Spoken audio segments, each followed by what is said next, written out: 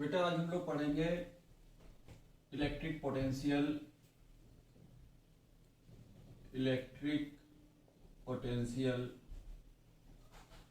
Eight any point due to electric dipole.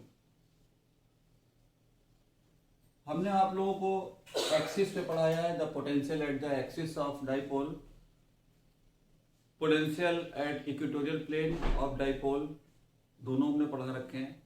ये वाला topic miss कर गया था, इसको देखिए जरा।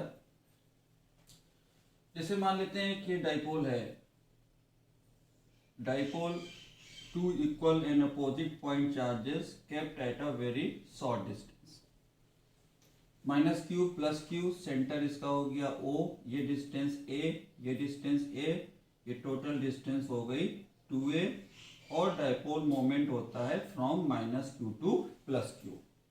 ये हम लोग डाइपोल के बारे में सब जानते हैं। ये इसकी एक्सिस है, एक्सिस पे निकाला था हमने v = 1/4πε0 p/r।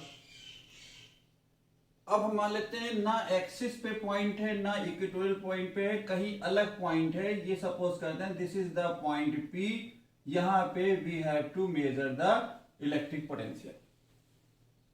इस पॉइंट पे हमें पोटेंशियल निकालना है। तो इसको मान लेते हैं सपोज इसकी -q से डिस्टेंस को हम लोग r1 मान लेते हैं, और +q से इस पॉइंट की डिस्टेंस को r2 मान लेते हैं, और ये सेंटर से जो इसकी डिस्टेंस है, क्योंकि all the calculations are calculated from the centre of the electric dipole, इसको मैं r मान लेता हूं।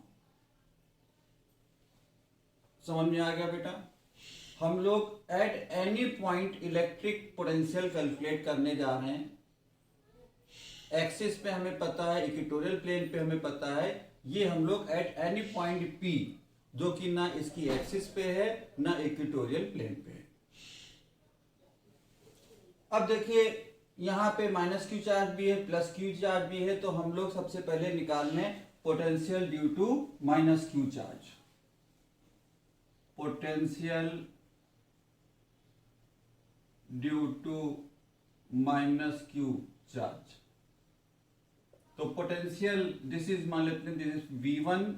Potential due to point charge का फॉर्मूला सबको पता है, 1/4πε0 इंटू -q, और इसकी डिस्टेंस हम लोग लेंगे r1। पोटेंशियल का फॉर्मूला होता है 1/4πε0 q/r। तो यहां पे चार्ज कौन सा है? -q, और डिस्टेंस इसकी p से क्या है? r1। तो डिस्टेंस की जगह हमने r1 लगा दिया है। अब हम लोग निकालेंगे potential due to +q charge. फिर सेम फॉर्मूला निकालेंगे, V2 = 1/4πε0, और यहां पे +q चार्ज है, और डिस्टेंस यहां की है r2। डिस्टेंस यहां की r2। पोटेंशियल एक वेक्टर क्वांटिटी, एक स्केलर क्वांटिटी है। पोटेंशियल एक स्केलर क्वांटिटी है, तो यहां पे नेट पोटेंशियल निकालने के लिए हम लोग V = V2 + V1 करेंगे। V = V2 + V1 करेंगे। तो देखिए यहां पे V = V2 की वैल्यू है 1/4πε0 q/r2, plus minus V1 minus में, तो यहां पे हमने माइनस लगा दिया। ये हो जाएगा 1/4πε0 q/r1 हो जाएगा। यहाँ पे r1, ये q का जो माइनस है वो यहाँ पे प्लस माइनस से माइनस हो गया। ये नेट पोटेंशियल मैंने निकाला, दोनों यहाँ पे -q की वजह से पोटेंशियल और +q की वजह से जो पोटेंशियल था उसको मैंने दोनों को सम कर लिया। अब देखिए यहाँ पे कॉमन निकल रहा है 1/q, Q upon 4 pi epsilon not common निकाल लिया तो बचा यहां से 1/r2 और यहां से बचा 1/r1। यहां तक समझ में आया? देखिए Q by 4 pi epsilon not common निकाला, ये बचा 1/r2 माइनस यहां से बचा 1/r1। अब इसका एलसीएम ले लेते हैं हम लोग। Q upon 4 pi epsilon not, इसका एलसीएम ले लेते हैं R1 R2, तो यहां से R2 R2 कैंसिल, R1 आ जाएगा और यहां से R1 R1 कैंसिल, यहां पे R2 आ जाएगा। ये आ गया potential, net potential at P। अब देखिए R1 माइनस R2 अगर हमें निकालना है, हमने पहले पढ़ा रखा था, जैसे ये दो उंगलियां हैं, एक छोटी है एक बड़ी है, इनके बीच की डिस्टेंस निकालनी है, तो हम लोग क्या करेंगे, इसको ऐसे करके और ये डिफरेंस ले लेंगे। तो वही चीज हम लोग कर रहे हैं, यहां से एक परपेंडिकुलर ड्रॉ करते हैं। ये परपेंडिकुलर ड्रॉ किया, मान लेते हैं ये M है और ये N, MN हमने एक परपेंडिकुलर ड्रॉ किया और ये एंगल हमने थीटा मान रखा है।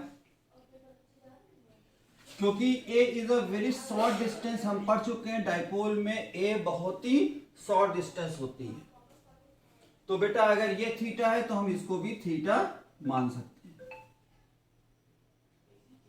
अब देखो ये पूरी डिस्टेंस यहां से यहां तक R1, यहां से यहां तक डिस्टेंस R2, तो अगर हमको ये डिस्टेंस निकालनी है तो हम कैसे निकालेंगे, this is R1 minus R2, ये क्या हो जाएगी R1 माइनस R2। अब देखो हम यहां से आगे यहां कंटिन्यू कर रहे हैं। अब हम मान लेते हैं MNO, ये ट्रायंगल है, ट्रायंगल इन ट्रायंगल